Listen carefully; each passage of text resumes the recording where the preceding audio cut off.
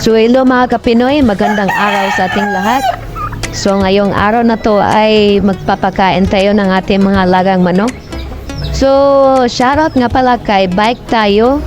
Maraming salamat sa iyo idol, sa iyong suporta. God bless sa iyo idol. Dito mga idol, ito yung mga laga nating pabo at saka native chicken. So pararamihin natin to mga idol. Dito mga Kapinoy, nagpausok tayo mga Kapinoy para iwas lamok. So para maiwasan natin yung mga lamok mga idol. Ito yung mga laga natin mga Kapinoy. Naghintay sila para sa kanilang pagkain.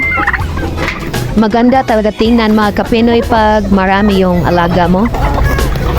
Kasi kung gusto mo mag-ihaw ng manok mga Kapinoy, pwede ka lang kumuha. Masarap pag-alaga ng manok sa probinsya mga Kapinoy. Kasi yung iba, katulad ko, yung mga native chicken, ito yung hanap buhay namin dito sa probinsya. Binibinta namin to sa palengke.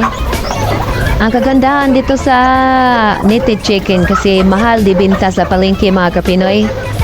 So kaya kami dito sa probinsya, mga native chicken talaga yung inalagaan namin, pinaparami namin. Tsaka yung pabo, mahal din dito yung pares mga Kapinoy. So dito mga Kapinoy, tapos na akong magpakain kaya naglagay na rin ako ng tubig mga Kapinoy. Para mabilis matunaw yung kinain nila mga Kapinoy. Sa pag-alaga ng mga hayop mga Kapinoy, kailangan talaga ng sipag at tiyaga mga Kapinoy. Sa gabi mga Kapinoy, may pasok ako sa trabaho. Tapos sa umaga, dito na akong magpapakain ng aking mga alaga mga Kapinoy. So dito mga Kapinoy, try kong buhatin tong alaga kong pabo. So ito, sobrang laki na mga Kapinoy at saka mabigat na yung ano niya, katawan.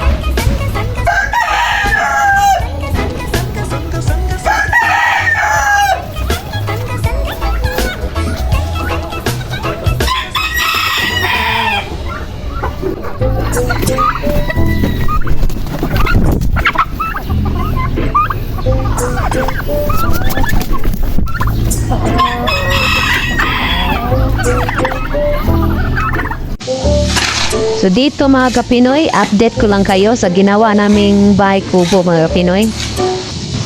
Yung first video ko na upload mga Kapinoy, ito yon mga Kapinoy. Naglinis pa ako ng bakuran yan mga Kapinoy. So ngayon mga Kapinoy, naglagay na kami ng ano dito, poste. Sobrang init ng panahon mga Kapinoy. So kahit mainit, ito pa rin yung mga trabahante natin, yung mga workers natin. Ang sisipag talaga, kahit mainit, kinakaya nila.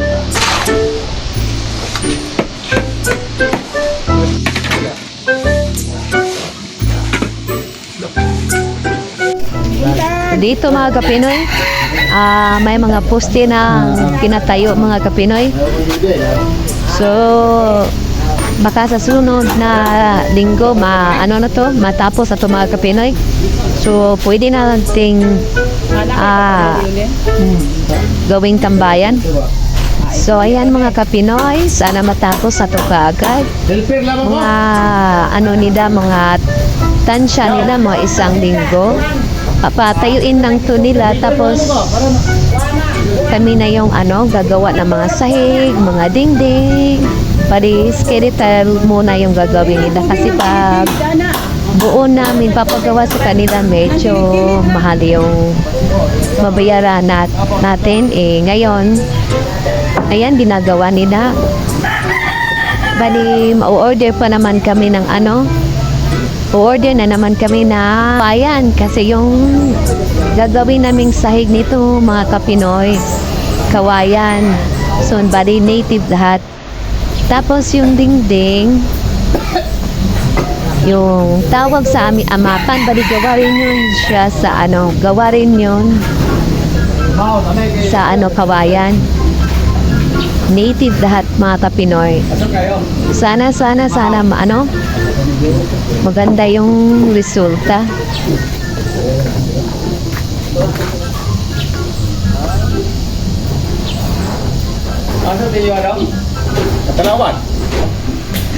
So ito yung manager namin, mga Kapinoy, si Lulop.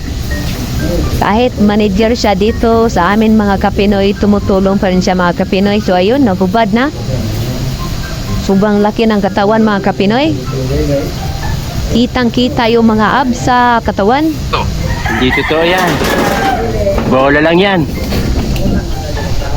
Sobrang lakas talaga ni Lulop, mga Kapinoy. Yun, no? Buhat na buhat. Yung yero, mga Kapinoy.